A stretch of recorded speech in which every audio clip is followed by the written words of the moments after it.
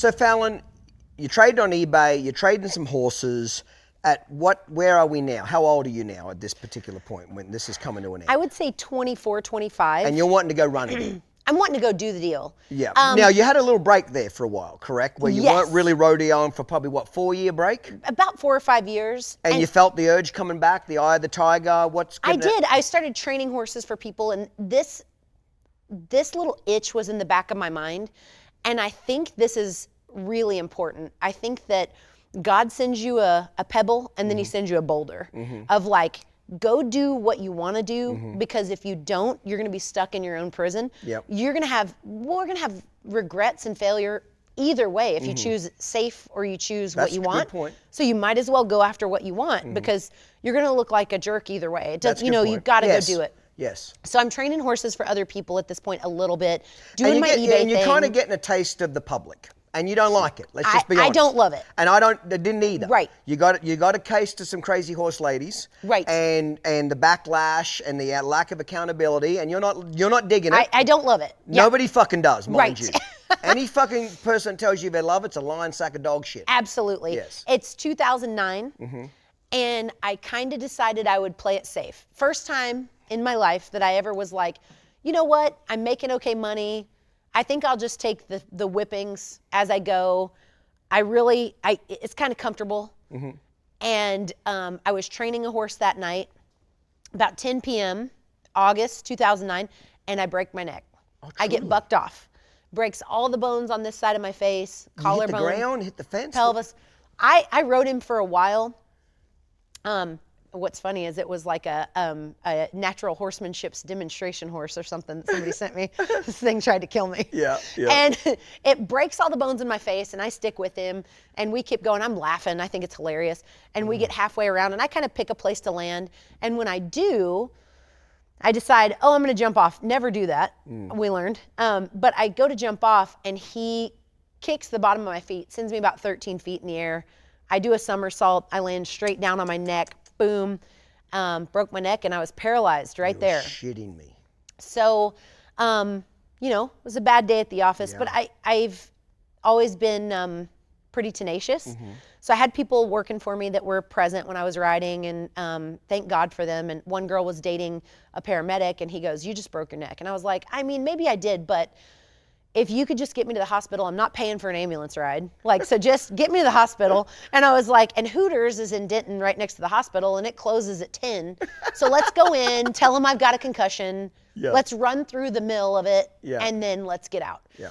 On the way to the hospital, that paramedic had called and gotten clearance to have a police escort, which I didn't know until later. And I was having to have my face held together because I was projectile vomiting from the pain of my this bone, occipital bone or whatever it is, being shattered. So as I was, being held, my face was being held together, we got to the hospital, and the lady at the front desk, she'll never forget me, I don't think, but she came out and they were like, "We need a gurney to take this lady in." And I started making jokes with her, and she was like, "Well, you're obviously not hurt that bad because, you wouldn't be cracking jokes." And I was like, well, there's different people in the planet. I'm going to get through this, whatever it is. And we get inside, and I'm joking with the doctor, and all of it, he puts me in the MRI machine, and then he comes back out and he puts me in the MRI machine again, and comes back in. He had tears in his eyes because we had a good visit. And he comes back in and he was like, "You're going to have to go get on a helicopter. It's running, it's on the roof. And you got to take a 13-minute flight, and I'll be praying for you. You broke your C2. And can you feel your legs at this point? You still think you're paralyzed? I think I'm okay. Oh, you can feel something now. Yeah, I feel like I think I'm okay. I was definitely not okay. But at this point, I really hadn't tried much because I'm strapped down. Yeah, good point. So I'm like, I'm all right. I mean, I could get up. Was my mindset, was like, I can get up. It's fine.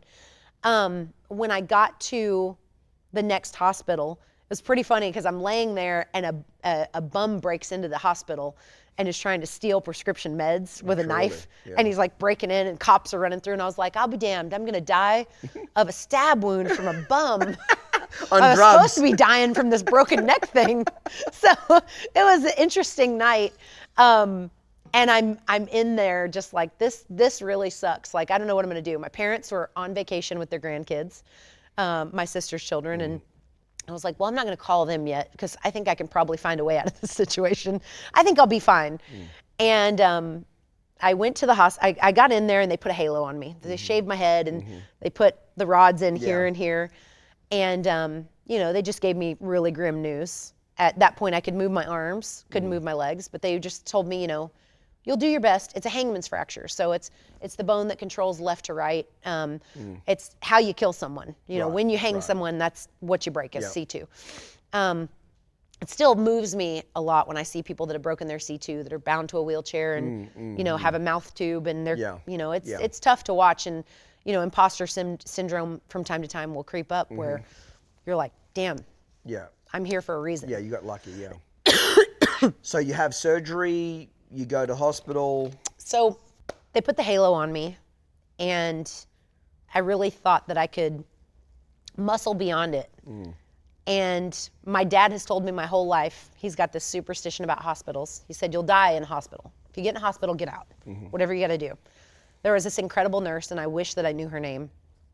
And I badgered her, and I said, I got to get out of here. I'm going to die. Like, I'm going to die in a hospital. My dad told me my whole life I'm going to die in here.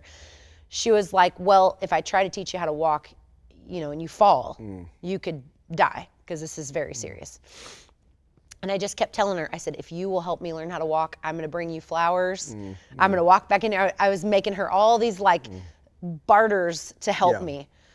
And finally, she decided to help me. It's midnight. It was late. It was on the third day. And she was like, all right, I'm going to help you. I'm done. I'm done with you. So let's do it. And she strung me from the ceiling, you know, the like crane pulley thing. And she said, you're going to fall down. And if you fall down a certain way, like you could die, I could lose my job, whatever. So you're going to have to do what you said you would do. And so slowly, one step at a time, one foot in front of the other, falling down every, you know, couple of steps, she helped me. I was able to walk that night. I walked out of the hospital the next morning. I was told I shouldn't. I called my mom and dad and I told them I was in a fender bender, just a small horse accident. Small little horse accident. I happened to break my neck, but I'm walking. And if you could come get me, that'd be great. So they came and got me, and you know, they helped me to like try to rehab as much as I can. When you break your neck, they don't do much for you besides tell you that you're an idiot that rides horses and you probably shouldn't do that. And that's kind of all they do. So how long did it take you to recover from that to full? I had to wear I was supposed to wear the halo for a year, and I wore it for about 6 months. Yes. That's a big pain in the ass, that halo thing, yes. Halo's awful. Yes, it is and awful. You have to come in for a psych eval every week because they're worried that you're going to get suicidal because you can't sleep. Yes. So it was interesting. My neurosurgeon went out of town, so I knew I could go in and work this new guy. So I had my mom take me to the hospital, and I told the new guy, while the other guy was out of town, that he had instructed that this thing come off. I'm going to need this off. He said, at this date, I need it off. He was like, I can't get him on the phone or whatever. And I was like, hey, I'll sign whatever you need me to sign, but this thing's got to come off. And he took it off of me. They put the C-collar on me, and I went to riding that day. I mean, I went back at it right away, but I understood from that whole scenario of... Yeah, what did you learn from that whole fuck up? Why are you being mediocre? You could have died right then. You could have, that would have been it, and you died mediocre right after you had made up your mind to settle. Yes. And that would have just been it. Yes. But now you're here. So now that you've had time to reflect, and you've been on your ass for 6 months, and you've had to overcome a lot harder things than the general public or what people think of you or whatever else, the level has been raised. You've learned how to walk for the second time in your life. Yes. As an adult, you're broke, you've got nothing. Now you're having to manage all these horses while from a lawn chair because I can't ride anything. Had this beautiful ranch, trying to figure my way out. Had to sell the ranch. Had to find a new place. Had to figure it out. What are you going to do? You're just going to break your neck and then settle again? So I just figured, you know, a little bit of an awakening. Go after the big thing. A good kick in the ass. Good kick in the ass. If you know, there's a clip that I did on the Gauge podcast where it went viral, and I said, the world is full of average motherfucking people. Don't be average. If you're gonna jerk off, be the best fucking jerking off world championship in the world. If you eat pussy, eat the best pussy in the world. Do whatever the fuck you do. Just do it. Do it to the best Yeah. you are. That doesn't mean you'll be the best in the world, but the best what you are. Yes, I absolutely agree with this. Yes, very much. See, the last 3 years I've been partying and kind of fucking off. You know, I retired and I was so burnt out on working and exhausted and mentally done with the fucking public that I kind of fucked off the last 3 years. And now I feel the eye of a tiger coming back. I feel like I want to kick somebody's ass again. So I'm back in the barn early. I'm staying late 6-7 days a week. I'm not there yet, but I'm fucking coming. Because I feel the old Clint Anderson coming back. I thought I could party the rest of my life out, because that's what I wanted to do, is just fuck off. But I did 3 years of it, and I was bored. Right. Does that make sense? Then I you got circle bored. right back to red. I got bored. I got complacent. I was like, what the fuck am I going to do? So, you know what I mean? The only difference now is with a little maturity and being older is I balance it just a tad bit better. Instead of doing 16 hours, like I get to the barn at 8 a.m. and I leave at 6 p.m. They're my hours, and I'll do that 6 days a week. It took me a long time to learn that. If I can't figure it out, now I get up at 4:30, go to the gym, walk, exercise, do shit, but I get to the barn at 8 and I leave at 6. If I can't get it done between 8 a.m. and 6 p.m. 6 days a week, it ain't gonna fucking happen anyway. Where a younger Clinton would have done 16 hours a day. Right. You get what I'm saying? And just completely gone ape shit on the whole thing. But yes, you just be the best you can be. Absolutely. Don't be fucking average. Yeah. Because you're right about the regrets. You will have regrets playing it safe, and you'll also have some regrets going full retard on it and just giving it everything you've got. You're going to have some regrets on either way. You know, I always tell people there's a price to be paid for success.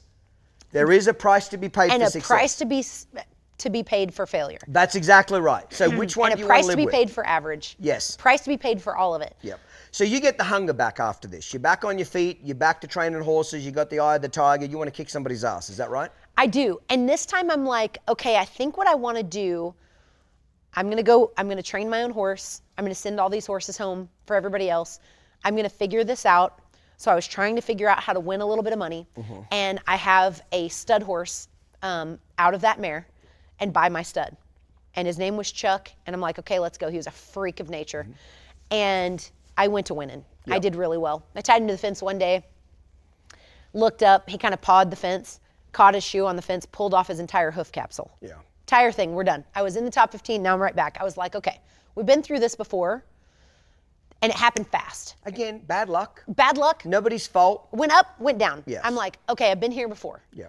Is it as hard as learning to walk in? No. Yeah. So let's figure it out. And I had this mare out in the pasture. I didn't even name her yet. The last foal out of that mare. Little tiny scrawny thing. And I was like, well, it's time to get that one broke because that's my favorite out of all of these. So let's go get that one broke. And that was Baby Flo.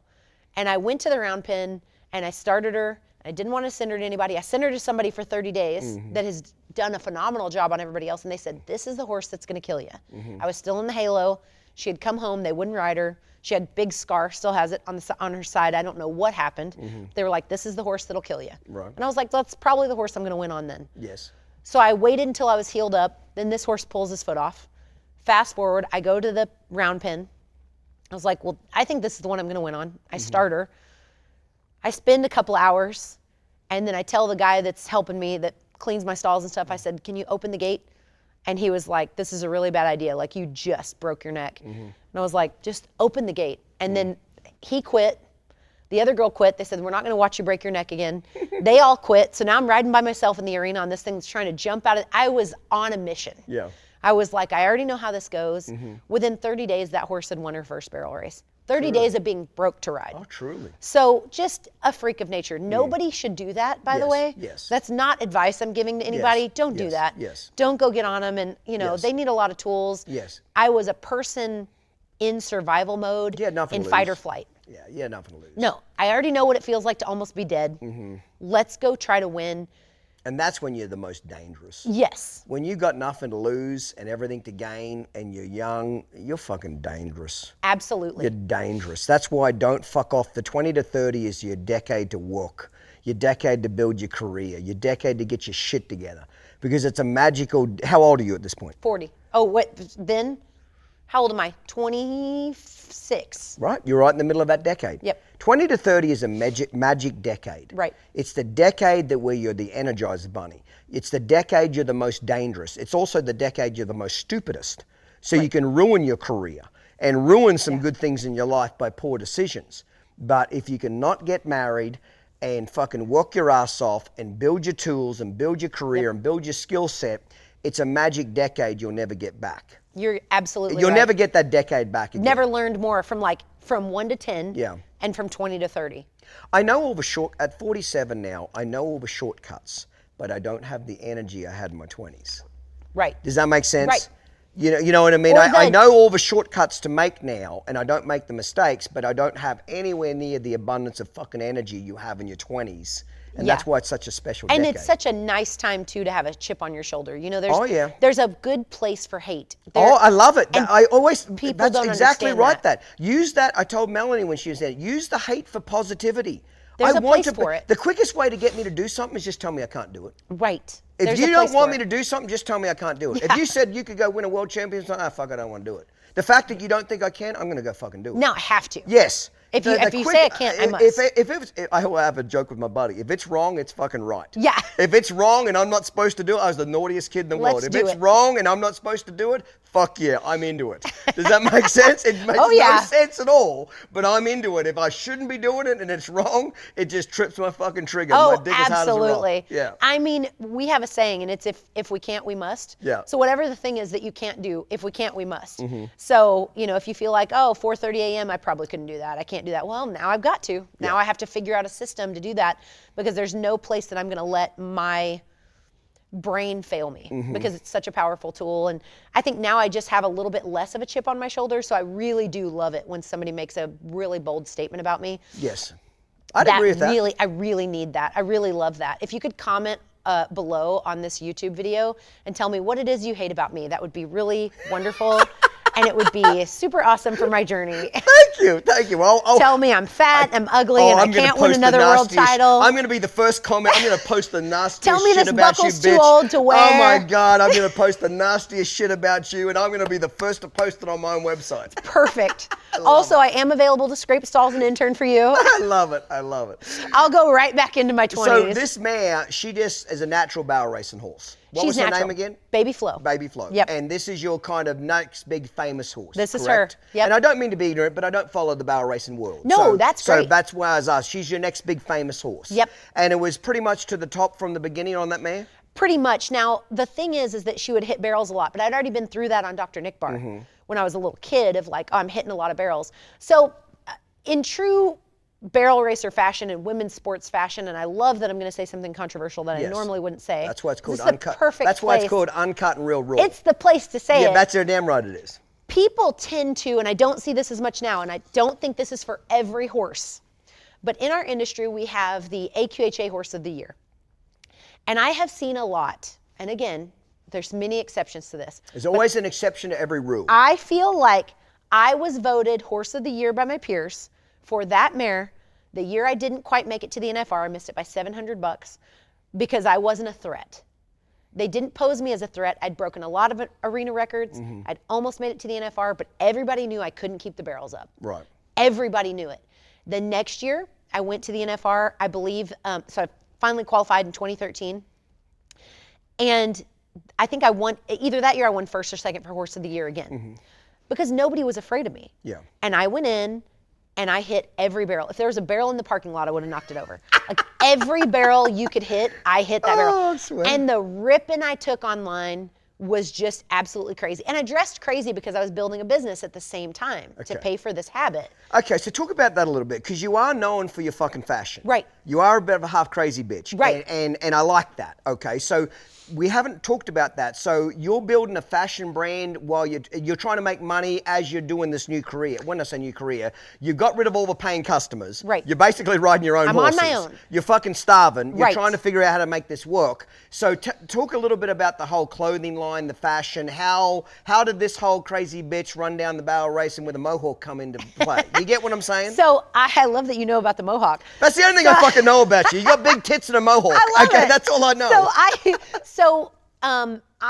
I was on YouTube, and I was making a lot of YouTube videos by myself. Now, what year would this have been? Would have been like 2011. So this would have been really pioneer for YouTube, correct? Very much so. Nobody would have been putting horse No. training videos on YouTube, No, correct? no. No. So I've been doing now. That's awesome. Thank What you. gave you the insight to do that? So my dad's an inventor. Yes. And so I love technology. Whatever it is, I love it. I want to be on the ground floor of it. Yep. I want to make the mistakes. I want to figure it out, and I want to explore that world.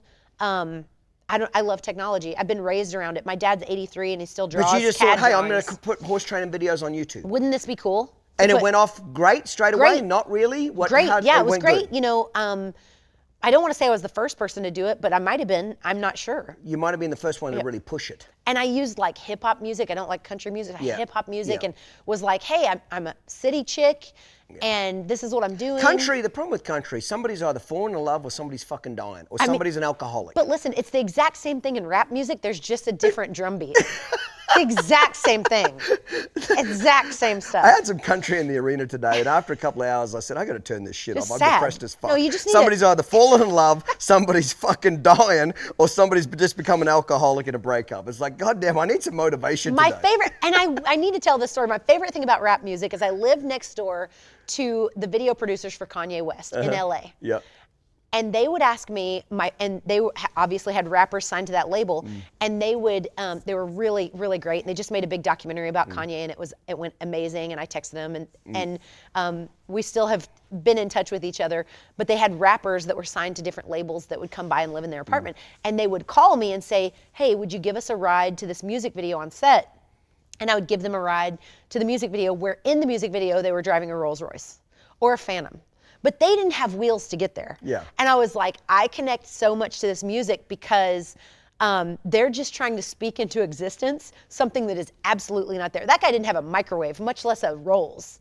But there was something about that I connected to at a really young age. End result, yes. End result. Yes. So needless to say, So where did you make money from the YouTube videos? How did that I didn't help make you? any money. So what did it do? Make you famous? Help you sell horses? What did it do? In the How did beginning- you monetize it, I suppose, is what I'm asking. in the beginning, it was to sell horses. Okay. And I was having somebody dally off a mattress to them and riding on the mattress and doing backflips off of them and taking the awesome. bridle off and Yeah. doing whatever I could to sell these horses. And then of course came the backlash of when they got them home and they would do something stupid with a lot less skill, they'd have a Yeah. lot more problems. Yeah. And so that I thought, let's parlay this into training tools because it was an outlet for me to be able to talk to people, them to get to know me as a person. So maybe they wouldn't think I was a jerk that was like some scam artist. They would Yes. get to know me as a person and realize I had a lot of knowledge. And it was kind of like I guess an old school podcast. I wanted to teach. And I think through teaching, you learn so much when you have to go back and kind of rewind time and tell I people agree how with you that. got there.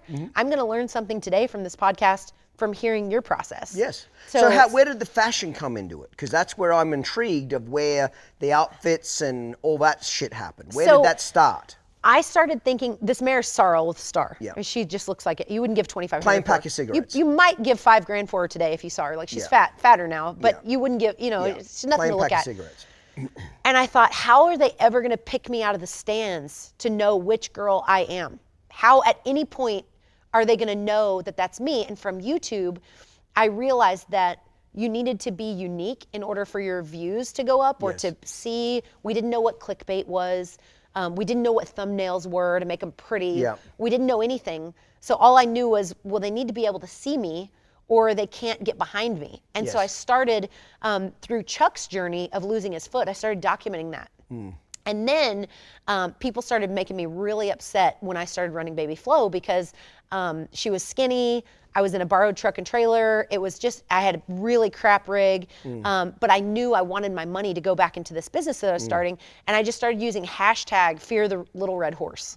Fear me, fear me. I know it looks like a pony, but fear the little red horse. And I hired a girl that met me off YouTube, and she came to me and she was like, people want to support you. People want to be a part of what you've got going.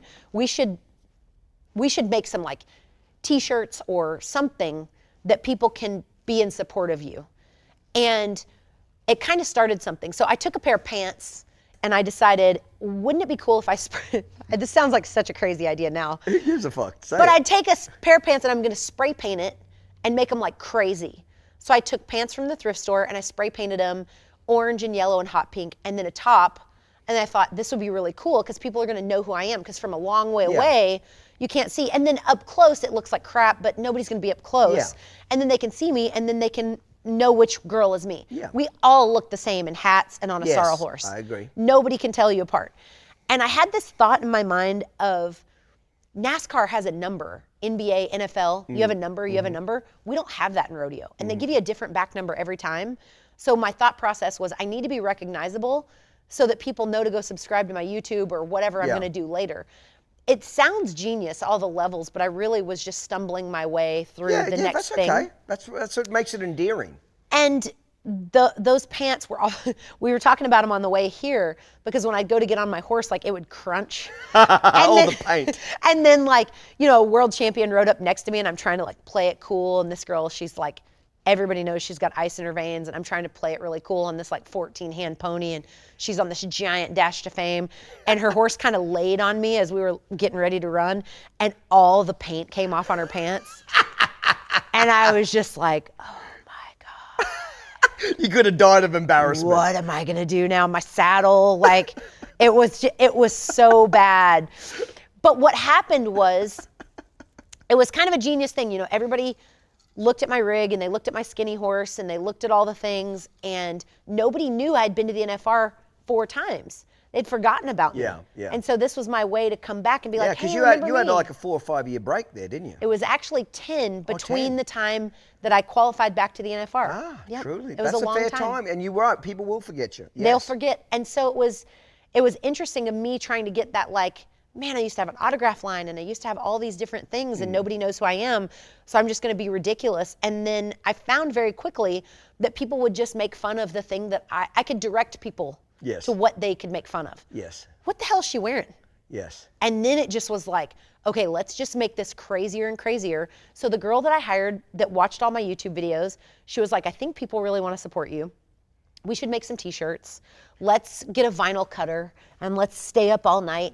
And then those stupid pants that you wear, she was like, I think I can dye those myself. And so we can dip dye these pants and we'll make you a little bit better pair, and then maybe we can sell them. And then I went into eBay mode and I was like, okay, wait a second. So what I started to do was this. I would go to these Western stores or whatever that would have clearance shirts. And Western shirts, and I'd wear the men's, you know what they wear to like Mexican line dancing? Oh, yeah. You know, the Yeah. guys with the pointy boots, Yeah, what they wear? yeah, Well, yeah. their shirts are pretty cool. So, and they got some rhinestones If on you're them. gay or a Mexican, one of the two. Or a if you're chick. gay or Or a fucking chick. Mexican or a she, they're right up your alley. Or a chick that can get away with a lot. I love it. So I would buy those. They were really cheap, and I could only afford one at a time. Mm-hmm. And I would put that shirt on, and I would take a picture, and I was a model, so that layer came in to where Yep. I knew how to take a picture of myself. And I'd take a picture, and I would run at that rodeo, and I'd put a little piece on YouTube of I'm going to run at this rodeo. And people don't know when you have a big following or you've been to the NFR, they don't know you're broke. Yeah. They think you're famous and Yes. everything's going great. Yes. They think, oh, you've been on TV. That Yes. has Yes. some sort of, you Yeah. know, depth Yeah. to how you're doing in your career. They don't know that you're barely breaking even and you're doing your very best. Yes. So they would look at me like that. So I played into it. Like Yep. I'd lean on that borrowed truck. Yep. It didn't even have a door panel on the inside. Didn't have an AC. It was really bad. Yeah. I'd lean on the back with my hat on and take the shirt, and I would run an auction on Facebook of buy the shirt off my back. love And I it. would buy the shirt off my back, and you could have the back number with it. I would autograph the back number, and I would say how I did at the rodeos. And if I won the rodeo, the shirt would bring a little more. And then I would take all of that money and put into stock. And we'd buy 4 or 5 t-shirts at a time. Then we'd run stuff through the vinyl cutter. And then my friend that I had, you know, she wasn't on payroll. She was just working, thank God, for Yeah. just the love of the game. And I could pay her scraps here and there through PayPal of like, I can PayPal you a little bit.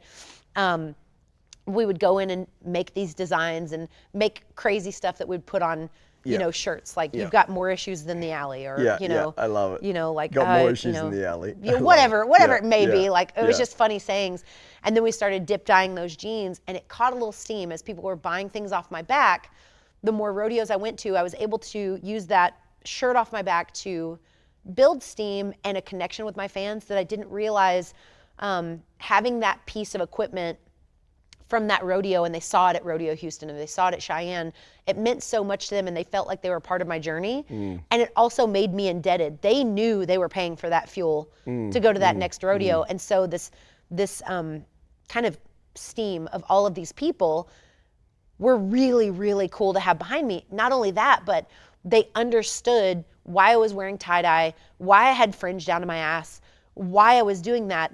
I don't dress like that day to day. But they understood, like, if I don't have the best rig in the room and I've got this homegrown horse that doesn't look like everybody else's, I can just stand out. I can just try to stand out. You can't stand out from the pack when you follow the pack. Right. Yes. And the pioneers always have the arrows in their back. Yes. So it's going to hurt a little bit. Yes. But at least I'm doing something that's going to get me recognized. So let me ask you, if you're advertising this shirt or the outfit, you don't know how you're going to do in this rodeo, though, correct? No idea. So what happens if you were last? Did they still buy it? They bought it. Even though you were last? They bought it. And if you won, did they pay more? Yes. If I won, they paid more.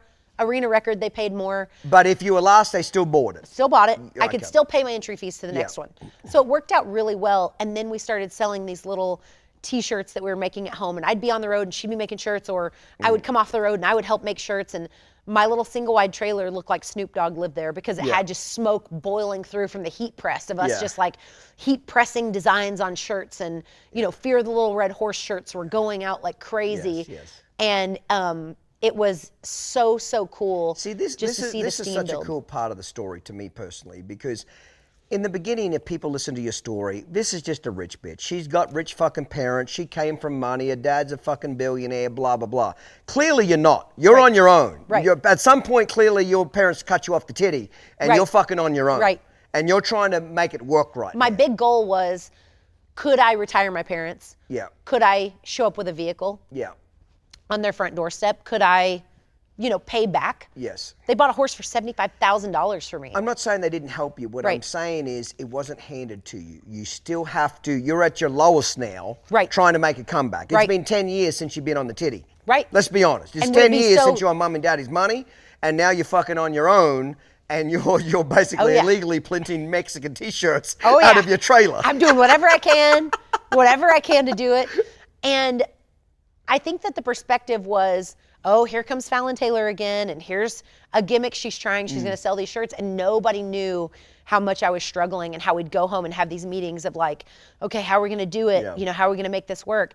And it began to be really, really cool. And those jeans kind of caught steam, and I started going to rodeos. So young barrel racing girls are buying them? Who's buying them? Everybody. Mom, and still to this day. Gay guys in LA? Who's fucking buying them? All of them. Okay. All of them. I love the gay guys in LA. Oh, they would buy that shit in a heartbeat. But it's so fun to see my following is really diverse. That's awesome. Every single kind of person. And I think it's, the whole message is, listen, they're going to make fun of you for something. Just be you. Point to it and say, hey, listen, I'm broke and I got borrowed shit. And my horse is really awesome. And that's what I've got going on. And I'm still here to try to be competitive. And I want to whip your butt. I love it. Like, that's what I want to do. And there's plenty to make fun of. So did it take off after 2 or 3 years? It kind of picked up some steam. How did you make more money from it? How did the fashion keep growing for you? We kept investing. So I kept investing more back into it and taking zero out. I kept trying to get just to zero and reinvest because I learned from the eBay thing, as long as I have inventory, I won't be broke. So, but when I run out of inventory, you got to have fruit to sell if you're going to have a fruit stand. Absolutely. So that was the whole thing, was how can I keep getting more and more inventory? And then I started looking into the production, and that's where the being red thing comes really in handy, because I started going, how can we be better? How can we be better?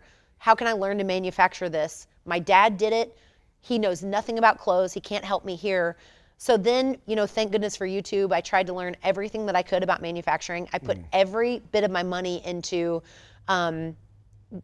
trying to get more and more involved in the manufacturing process instead of dip dyeing these things in the backyard, because that was not going to get me very far. That's right. It was cool, and it was like, man, we made $100 today. Yeah, it's wow, a we made start. $500 today. This is really cool.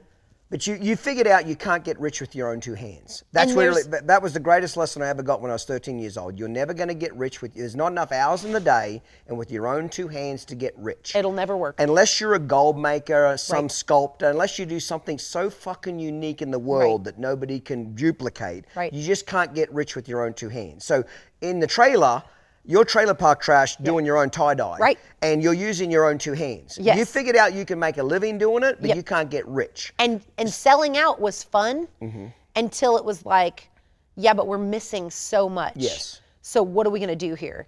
And so I just kept struggling I sold my car, got a borrowed truck and trailer, didn't buy a new one. Kept just trying, and now the Little Mare was winning. So now we're really, really winning. And if I could just get to the NFR so I could get these clothes on TV, I'm really gonna make it. Clinton's grabbing a cocktail and we'll be right back. Get yourself one and enjoy this short clip. We have people come in, 10 students, and 2 times a year, so 20 students come in and do the academy, and if they graduate, they get to use my method and name and all that and train horses. Well, recently, I've had some students that have said to me, yeah, I'm booked up for a year. I've got enough training business for a year. And they kind of acted proud of it. And I said, you should be ashamed of yourself. That's disgusting. And they looked at me and said, why? And I said, if you're booked up for a year, you're not charging enough. Yes. That is an absolute shame. I said, what are you charging right now? They said $4,500 for 6 weeks to train somebody's horse. And you're booked for a year? Terrible. Raise it to 6, minimum. Maybe 7. You don't want to be booked more than 6 months in advance at the most. Ideally 3. 3 is about where you want to be. I tell my students, if you're booked any more than 3, you're on the verge of being too cheap. Does that make sense? Yeah, and you know who taught me that? Or really verbalized and taught me that was Doug. Doug was he really pushed that on me, was like, just like that. You need to go up. You need to go up. If they're willing to pay it and you got a waiting list, you've got to go up.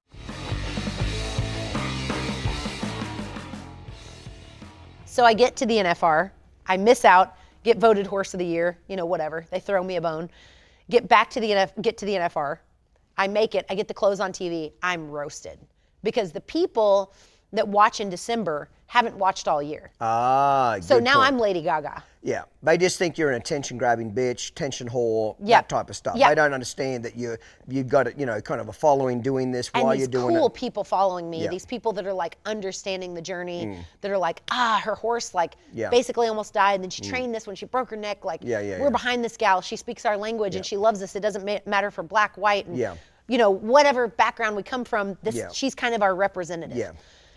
So I get there and it's like, worry more about your third barrel instead of your lipstick, and then you'd probably be able to win, whatever. So what was great is the business was growing. I got that time on TV. I won Best Dressed, which was really cool. Awesome. And after I win Best Dressed, I decided, this is the worst year of my life, competitively. It was absolutely horrible. I get to the top 15 and fail in front of everyone. I'm made fun of. I'm the laughing stock of everyone. And the season ends that night at the NFR, and I went home and got up at 5 a.m. and started working on the next year, and was like, I was the worst horseman and had the worst horse at the NFR, which I think is why everybody was like, here's this award, it's a really nice mare, despite you messing her up, here you go. And so I thought, it's time for me to get my crap together. I need to go back in there and show what I've trained, because now I'm getting all this attention for my outfits, and that's great. But I want people to see how awesome this mare is that I trained, and her to get a little bit of credit. So you get a little more serious about the horse training? I got a lot more serious about her. And so, which also comes back to the point, Fallon, is when everything's important, nothing's important. Meaning that you were focused on the clothing. You were focused on eating. Let's be fucking honest. Eating, surviving. So running barrels is kind of a second, third point. You're trying to eat, make money, survive. But the clothing took off. Now you refocus to your horse. Clothing's number 2, number 3 now. But the horse is number 1. So what happened that next year? I started the next day. Yeah, I get it. Like, let's go do it. Let's go frickin', and the year had already started. Rodeo season's weird, it overlaps. You never get a break, it's a circus. And decided to redo everything. I bought all of your videos. And I went through absolutely everything and learned from every single person that put out any piece of content. Awesome. And decided to go back and redo some things. That 30 days that I broke my horse and went to a Yeah. barrel race, I had to go back and fix all and that. put some buttons in that I needed. Yeah. Nobody was worried about me. They knew I had a really, really nice mare that had broken a bunch of arena records, but I couldn't be consistent. So my goal was to be consistent.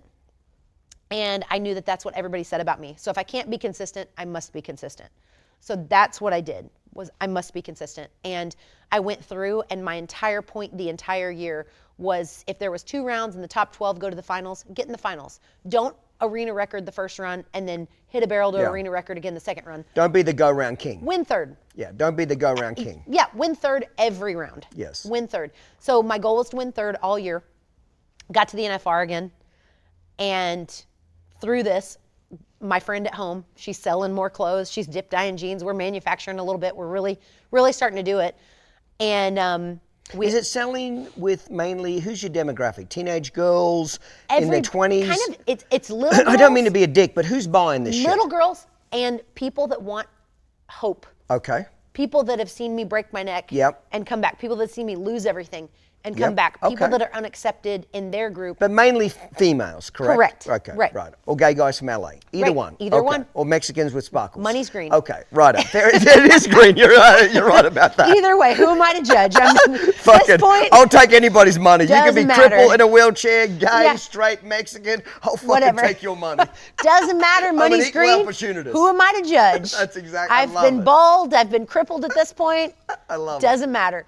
So, that's so funny. I get back to the NFR, and at this point, by the way, I'm taking my goods to the NFR. So I've got a little booth the size of a closet. I would have loved to have had this much room, but I had like a booth the size of the closet.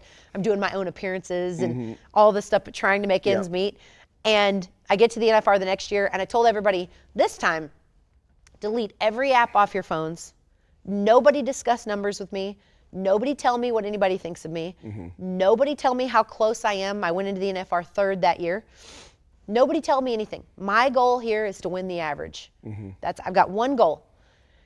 And I went through, and my dad would walk me down the alley every time, sentimental thing for us, and he would walk me down the alley. And I'll never forget the girl that was kind of projected to win the world hit a barrel, and she ran right before me. And my dad turned around in the alleyway, and I'm next to run, and I just see him go, just like stop himself from saying something. And I just go, hey, we're just trying to win the average. We're just trying to win the average. And I went in, and I won second in the average. So now I got to go back and win the average. Yeah. But I won the world. That's awesome. And it was really cool. And it gave me kind of that credibility that I wanted so badly. To not be a one-hit wonder. To not be a one-hit wonder, and to give a reason for why I'm here. I broke my neck. I learned to walk again. Do something with that chance. Yes. Don't be a jerk. That's Don't absolutely be a right. jerk and just piss that away. That's right. Do something with it. That's exactly right. So from there, then the business really caught a lot of steam, and gratefully we've been able to scale that. We're not dip dyeing jeans in the backyard anymore, but now we're taking it really seriously. I love it. And through the seriousness that we've taken of the business, I've obviously competed less and less and less, and now I've got the itch again. So I'm where you're at. You're getting back to it. I've got the itch. I'm glad I took the break because I just needed to fuck off 3 or 4 years. I really did because I left high school at 15. I had to grow up very quickly. So from 15 to 43, I was an animal. I was just an animal, 16 hours a day, 7 days a week. People say, what do you do for hobbies? There's no fucking hobby. That is my hobby. This business is my hobby. What do you do for fun? This is it. What do you do in your spare time? There is no fucking spare time. Yep. Like, I never lived, so I wanted to go fucking live a little bit for 3 or 4 years. Well, what's the point of being really successful? I didn't want to be the richest arsehole in the grave. Right. You get what I'm saying? I didn't want to be the richest arsehole in the grave. So I spent the last 3 years, almost 4, kind of fucking off, having a good time, partying, doing some shit that I shouldn't have been doing, but I had a ton of fun doing it, okay? But I'm done with it now. I'm now ready to get back to the eye of the tiger, and I feel that burning desire back into me again. I'm getting to the barn early. I'm staying later. Like today, I had this podcast. So instead of getting there at 8, I got there at 4:30. I got all my horses ridden because I knew I had to do the podcast. It wasn't an excuse of, well, the podcast is going to take up time. These ones won't get ridden. I still had to get all this shit done. So I can identify with that, feel that hunger back. And I like people saying I can't win. Do you have is there a fear attached to that? No. I have a little bit of a fear, I think, attached to it. No, I just like people saying that I can't win. Right. I like people saying, you're a clinician, sure you're a great businessman, sure you made a lot of money, sure you're a good marketer. You can coach, but you can't play. Sure, yeah, you can coach, but you can't do it. And I love people saying you'll never win. These other trainers are better than you. And I love them saying that because it gives me fuel to go prove them wrong. So I like that feedback. I like that hatred. I like being people hating on me. I like walking past people and them giving me that eat shit and die look. We all have hate and anger. And I no love matter how that. nice I you are or thrive rude off you that are. shit. If they didn't do that shit, I'm not sure I'd be as motivated. Because I'll be honest about this. I'm going to take some heat for this, but fuck it. That's the point of the podcast. Let's go. One of the negatives of having money is it makes you lazy. I've said that a lot. It's made me a little lazy. Since I don't have to worry about money anymore, I don't have to worry about horses and what I buy and what I don't, it's fucking made me a tad bit lazy, and I don't like that about myself. That scares me. Yes, that's where my fear comes in. I was wondering about the fear. It's made me a little lazy. It's bothered me. It's just hasn't set well with me. And this year I said, fuck it, I'm going to get after it again. You know what I mean? And perfect example, I made this switch about 4 months ago. The last horse show I went to, I won the reining in my division. I'm not getting great. I'm getting average scores in the cutting and going down the fence, but I'm coming. I watched the live stream. Yeah, you did I'm great. coming. I'm coming. Yeah. I can feel it coming. Yeah. I'm feeling Clinton coming again. And the greatest thing you can do to me is bet the fuck against me. Yeah. I hope to shit you bet against me because I'm fucking coming. Yeah. So I've got the time now. I've got the money, I've got the horses, and now the one thing I lacked a little bit the last few years is the passion. Drive. The drive. Yep. To go do it again. And I feel that coming back, which I'm glad I've got it back again because I've always been driven. So I've been a little bit rudderless the last 3 years and just partying too much. And I think I kind of needed that, just to be perfectly honest, because I was so fucking driven and so insane. You got to turn some of those good horses out for a minute. Yes. And bring them back up. COVID-19 was a shitty disease, and I lost some good friends over it. But the only good thing about it is it made me not tour for 2 years. Right. I did not do a clinic or a fucking tour for 2 years. And that I'd gone 20-something years constantly touring. So now I can go tour, and I don't love it anymore, but I don't hate it. That's a key thing. Right. I can get done with a tour now, Fallon, and be neutral. That's a big deal for me because it was such. I was like a 20-year-old hunter jumper pony that's jumped with these kids for 20 years, just done, and just wants to rip this kid off its back, throw it on the fucking ground, stomp it, and take a shit on it. I am done. I am done with Cavalettis. I'm done fucking jumping. I'm done with you little snots. I'm done.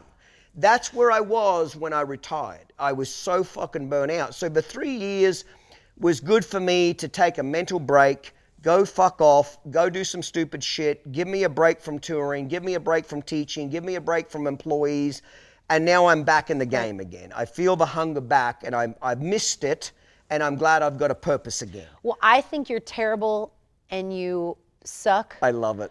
Here's what we're going to do. When we release this on YouTube, I'm going to be the first comment on your channel, and I'm going to say some nasty shit about you. And at the end, I'll say, bitch, I love you to death, and you're going to win. And you're going to say the most nasty shit about me, and at the end, motherfucker, I hope you win. So I'm going to be first on your channel, and you're going to be first. And I hope everybody follows our lead and says the nastiest shit about either one of us. If anybody doesn't understand color code, this is what a red in your life needs so desperately. Yes.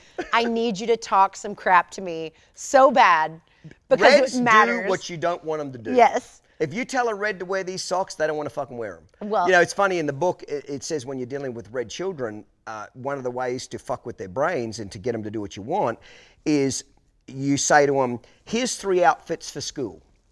You can pick any one of these 3. They still get to pick. Right. But there's it's a on boundary. 3. Yes. Where if you tell a red kid, this is what you're fucking wearing to school, we're like, fuck no, Yeah. I'm not wearing that. I'm wearing the Batman suit. Yes. You get what I'm now. saying? But he says in the book, the guy that invented it, he says, here's a good trick for red kids. Just give them 3 outfits. Yeah. And let them still pick. Yes, they still have a decision. Reds have to be power. Reds Yep. have to pick their destiny. Reds do not want to be told what to fucking do or Yes. what they can't do.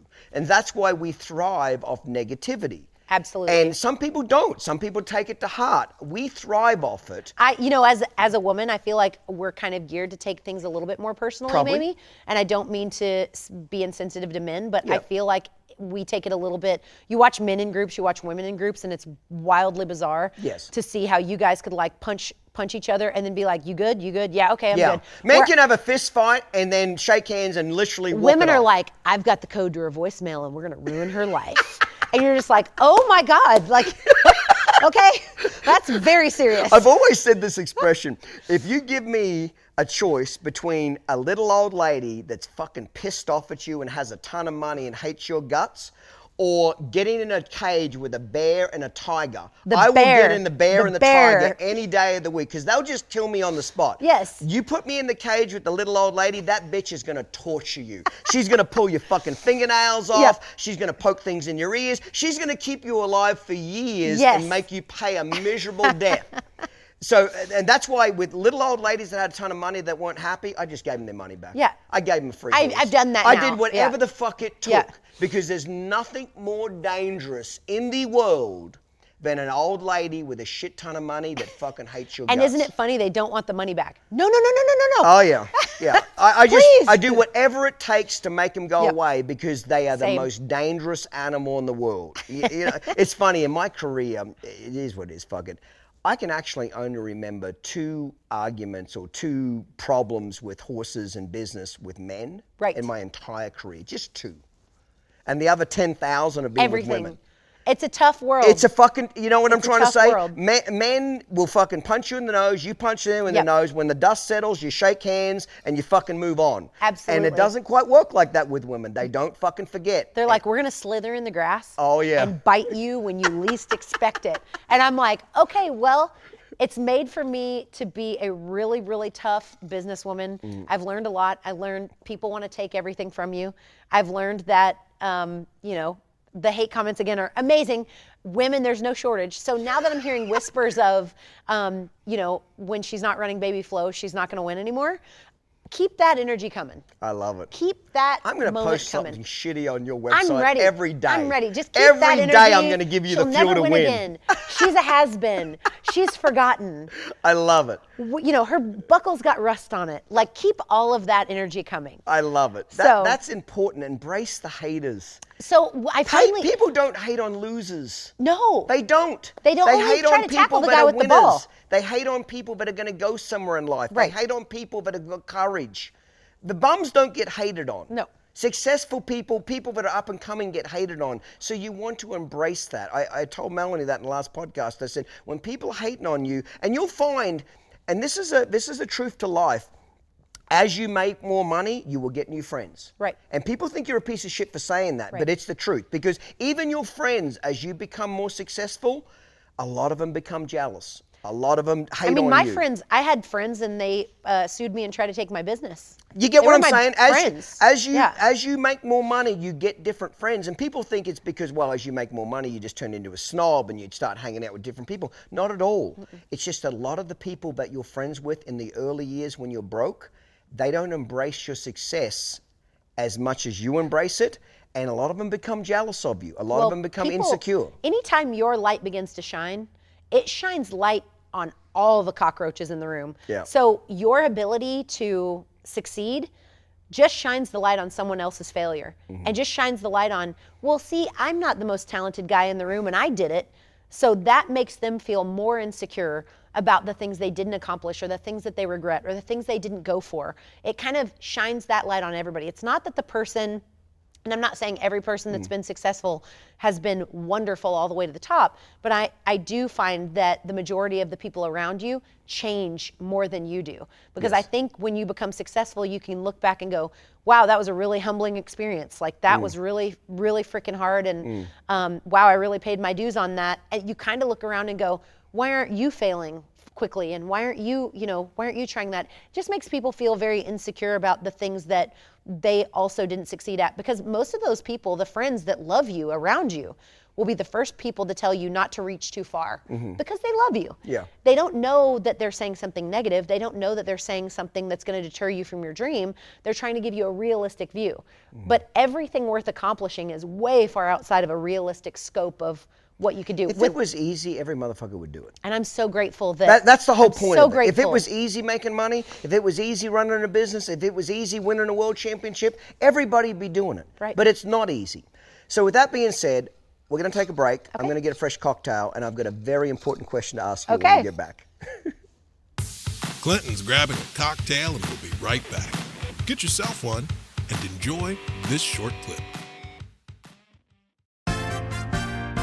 Nothing would please them more than to see this old piece of shit in a coffin. Oh, they want to drive a steel knife down his stupid fucking throat, and they talk about it quite often. Righto, here's our next tape mail. This comes from Rich Offerson, I think it is. He's got ADHD. I put my balls on it. You're probably fucking right. You're probably right, I do have it. But whatever I've got, I don't mind keeping it, because at 43, I fucking retired a multi-millionaire, and now I get to fuck off and have fun for the rest of my life. So whatever disease this is, give me some more of it, motherfucker. Have a wonderful day.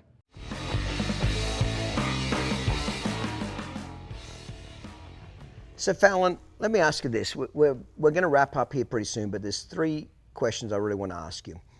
If you could go back to a 20-year-old Fallon, or maybe it's 18, 20, 22, but a young age, with the, how old are you now?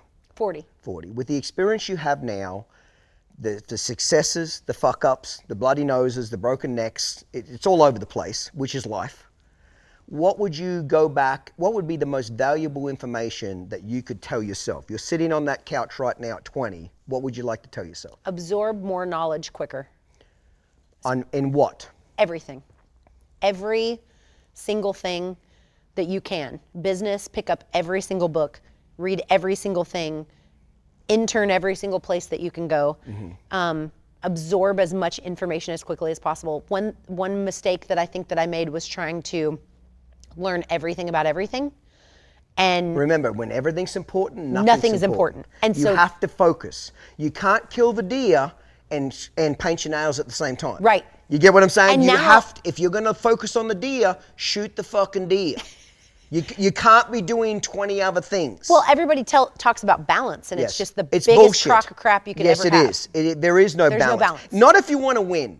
If you want to be an average motherfucker, you just want to skate by in life, you'll have the perfect balance. There is no work personal balance No. to life if you want to be the best Right. or you want to win. Right. Keyword. Right. If you don't want to win and you want to be average, you can get done at 8, get done at 5, Yep. work 5 days a week, have the weekends off. But if you want to win, it's got to consume you. Absolutely. You've got to be obsessed. Yes. And people have got to think you're a little bit deranged. Yes. Yeah, batshit crazy. Yeah. So you would say learn more about what you're trying to do. Yeah, smaller portions, 80-20. Mm-hmm. You don't need to know how the computer works. You need to learn what you need to do Mm-hmm. on that thing. I, in passing, heard a lady say, I want to learn everything my farrier knows. And I want to go to all, and I was like, just hire the best farrier and know almost nothing. Yes. That's the goal. Find the best guy. I don't Find need to the be best the guy. best. Yes, find the best guy. And so I guess in retrospect, it would be find the best guy, and if you can't pay him, learn as much as you can. Yes. Next question. What do you think was the greatest bloody noses you've got and the greatest lessons from that, or one great lesson? Like for me personally, and I've shared this before, and just as an example, me going bankrupt was the biggest. I didn't go bankrupt, but I was fucking this far away from it, okay? And this was, probably close to 10 years ago now. I grossed $14 million that year, and lost $375,000. How disgusting is that? You make this much money and still lose $375,000. So that was my greatest bloody nose, that I almost went bankrupt, and it scared the fuck out of me, and I almost went back to Australia with the same bridle and $400 and broke. Right. And from that bloody nose got me scared about money, meaning check credit cards, check checks, pay attention to who's got your money.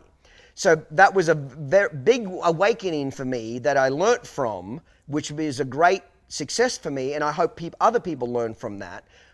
If you could categorize, and we always got several bloody noses in life, okay? But is there one in particular that you could pinpoint and say, I got a fucking bloody nose here, and this is what I learned from it?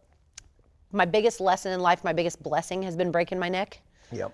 Seeing how tough I can be as a human and learning that lesson, and then learning friends and money don't mix. Yes. And how I went through so much with thinking certain people were my friends, and then the other, recognizing basically what a friend is. I've been through so many friendship funerals. That's a good, I'm so glad you brought that up. I have a little saying. Don't ever hire anybody you can't see yourself firing. Right. And let me explain this, okay? Because in the beginning, when we're new to business and growing, hiring your friends seems like a good idea. They like me, I like them, we'll work together. Even hiring family. I've had to fire my old man, for Christ's sake. That doesn't go down well at Christmas. You get what I'm saying? So family seems like a good idea. Hire family. Right. They got your back. Oh, you wait till you have to fire them. Yeah. You wait till you have to reprimand family and see how fucking Thanksgiving works out. So I have a little saying. They don't teach you this shit in Harvard, but this is worth a lot of money, what I'm about to say. Don't ever hire anybody that you can't see yourself sitting across a table and firing. And I'll tell you why. 90% of employees that work for you, it's probably 95, but we'll just call it 90. They at some point will leave your company. They will either leave your company because they think you're a piece of shit and you're underpaying them, overworking them, and they don't like you. So they will leave based on those reasons. Or you, as an employer, will fire them because they're lazy, not doing their job, not working hard enough, and not giving you what you're paying for. 10% of employees will leave you under these circumstances. Clinton, I loved working for you. My husband took a job in Florida. I'm moving to Florida with my husband. This has been the greatest job I've ever had. I'd be here forever, but I'm going to support my husband and move with his career. And you give each other a hug, shake hands, and wish them the best. That's how 10% of it, it's really 5%, of employees leave a company.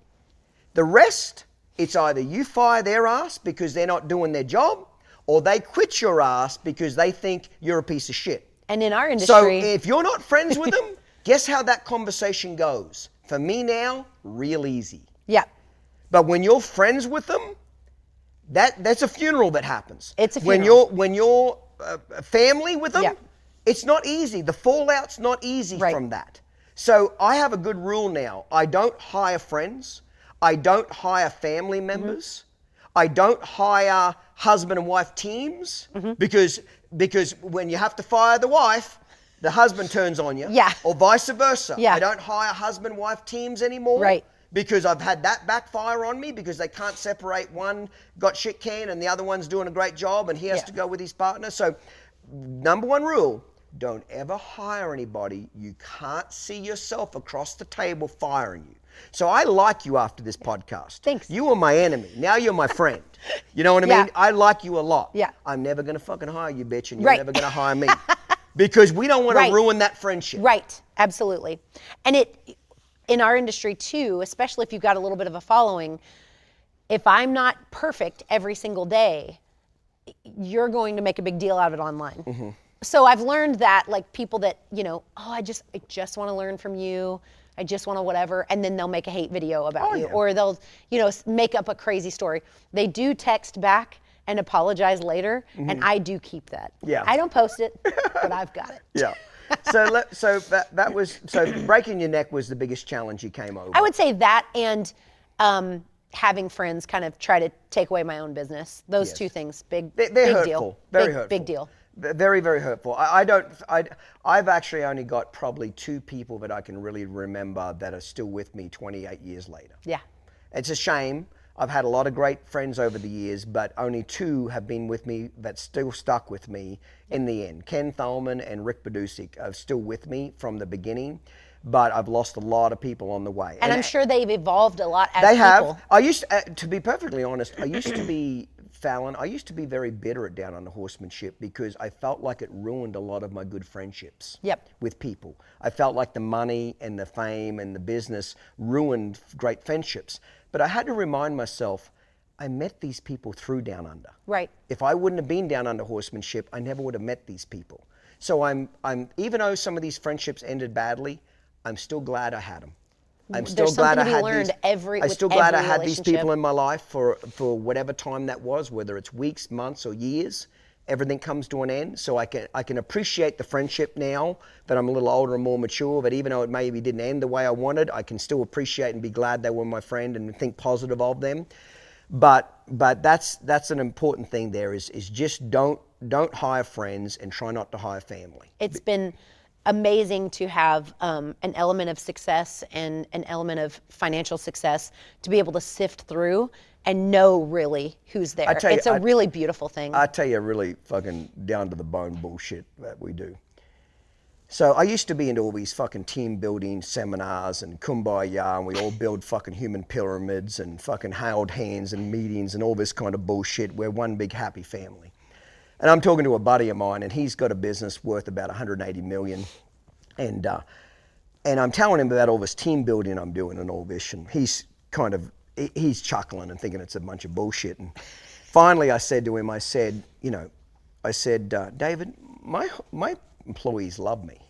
You don't understand, they love me. Like, I give them extra vacation time, and I put their kids through school, and I pay for funerals, and whatever they need, I give it to them. My employees love me. And he just laughed at me. And he said, no, Clinton, they actually fucking hate your guts. Yeah. And I said, no, you don't understand. You're old fogey. You don't understand this new hippie age fucking human pyramids, holding hands bullshit. You don't get it, David. They love me. And he said, no, Clinton. They actually fucking hate you. They just act like they like you when you're around. And I didn't believe him. I just thought he was old and bitter and didn't understand this new age of doing business. When I almost went bankrupt, holy snapping duck shit. Did the fucking rats run off Titanic? I mean, these people that I thought had my fucking back are quitting my company, running off Titanic. When they smelt that I'm in financial fucking trouble, holy snapping duck shit, are they out the fucking door? Does that make sense? So I had like 20 people quit in like a week. I got a rude awakening of this big happy family I think we fucking got. Oh no, bitch, it's about money. And I got pretty butthurt about it. I got pretty upset, pretty butthurt about this. But once I got over being butthurt, I said, okay, I'm good now. Now that I know what the fucking rules are, if you'll leave me for 50 cents an hour more, that's okay. But if I can fire you for 50 cents an hour less, I'll do that too. So now that we're playing by the same fucking set of rules, I'm good with it now. Now I got some lifers, and I've taken care of these lifers, but they've been with me for 15 fucking years too. They've been through the Titanic going down. Yeah. And when I got out of the water, they're on the life raft with me. Yeah. Does that make sense? They're paddling with my ass all the way back to shore. The other people that I thought were family, those motherfuckers were long fucking gone. So that guy, his name was David McGee, and I learned a lot from him. And he said to me, no, they really hated you. That's the truth. They really do hate you. And I don't care now. You know why I don't care? I just need you to respect me. When I walk around, I need you to smile at me. And I don't give a fuck if you like me or not. Do your job. That's all I need you to do. And when you do your job, I will pay you. And when you do your job exceptionally, I'll pay you more. And when you do your job so well that I can't replace you, I'll make you fucking rich. I'll put the golden handcuffs on you that you're not going anywhere. Nobody will hire you from me because I'll pay you so fucking much you can't leave. But that was a rude awakening for me of all this human pyramid bullshit, kumbaya stuff, we're one big fucking happy family. Oh no, motherfucker. Most friendships are $1 deep. You taught me that in a podcast, and it changed my life. I had so many employees quit or ask for something a week after I heard your podcast, and it changed my life. And I've been in business for a long time now. And it changed my mindset where it's not offensive. It's not personal. No, I don't it's take. a dollar deal. I'm not mad anymore. I'm over that. I got over the. I was butthurt, Fallon. I'll say it. I was butthurt because I thought we were fucking family. Oh, I would cry. I buried your parents. You got no money. You need 10 grand for a funeral. I fucking wrote the check. Yep. You know what I mean? I thought we were family. So I got kind of butthurt over it. But now I'm not butthurt now. I'm just unemotional about it. Exactly. I'm not positive. I'm not negative. I'm just neutral. Yes. Now. That's all I am now, neutral, because I'm playing by the same set of rules. I was playing by this set, which means I'm going to ride or die for you, motherfucker. Right. But you weren't going to ride and die for me. Right. That's okay. Now that I know you're not going to ride and die for me, that's why in your inner circle of friends, if you can count 3 people that have got your back under any circumstance, you're the richest person in the world. I feel the richest person so in the lucky. world. That at 1 o'clock in the morning, your house burns Yep. down, they're going to be there with Yep. a checkbook, with money, with Yep. whatever you fucking need. There's a lot of fair-weathered friends. it took a lot of losing to figure out who those were. Yes. I'm so grateful. And that's one thing. So I was very bitter at Down Under for many years because I felt like it ruined some good friendships. What I had to remember is, no, I got these friendships through the business. Appreciate what those friendships were for as long as they lasted. Some were a little bit of time. Right. Some were a lot of time. But appreciate them for what they were. But now at my age, I always have this saying, everything comes to an end. Yes. We have met each other tonight and formed a friendship. That friendship might last weeks, months, years, 30 years, who knows? But at some point it'll come to an end. Maybe I'll fucking die, maybe you'll fucking die. But at some time it'll end. Right. So until it ends, just appreciate it. Right. Appreciate what it is and just understand at some point it will end. Right. Last question I got for you. What is your goal now? What makes you get the fuck out of bed now? I just had a baby a year ago, and in my DMs for the last decade or more has been mom after mom saying that they lost their identity, they don't know who they are anymore. Do we have any tips for them coming back after an injury or after having a baby? I almost said giving full or having a full. I'm a broodmare. What do I do now? So I think I would sell your fucking embryos for so much money, it's not even funny. I would haul you out, bitch, for so much money, it's not even funny. Hey, listen. I would ICSI you and be selling Fallon Taylor embryos done. and pants in a heartbeat. Well, so I've gotten that comment so much that I was like, I think this is the next thing I want to prove. Yeah. The next thing I want to prove is that you can have a baby and go back and do it, because a lot of people especially women, I mean, majority of women, Yeah. because we're who are having the babies, Yeah. we're who falling out. So after they fall out, they kind of stop, or they're not in the same position where they're able to make it work, where their spouse isn't able to go with them, Yeah. and various opportunities that I do have. I want to show that you can do this and be at the top of your game again.